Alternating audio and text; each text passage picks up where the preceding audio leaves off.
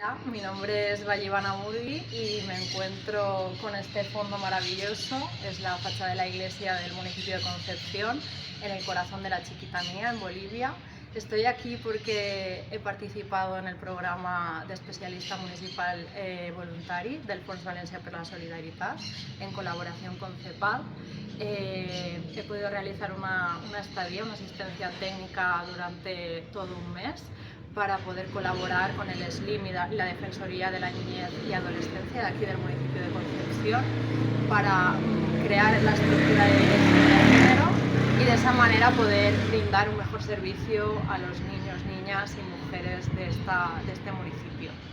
Mi trabajo ha consistido en hacer un diagnóstico de la situación de las mujeres, atendiendo principalmente la autonomía económica de las mujeres, sus derechos reproductivos y sexuales y la violencia contra la mujer.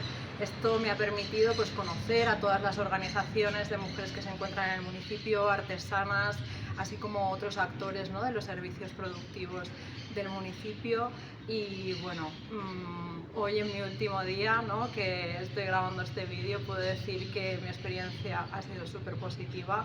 Me ha permitido, pues tanto hacer capacitaciones como recibir, ¿no?, otras miradas y otras estrategias para abordar este trabajo tan duro y tan bonito a la vez.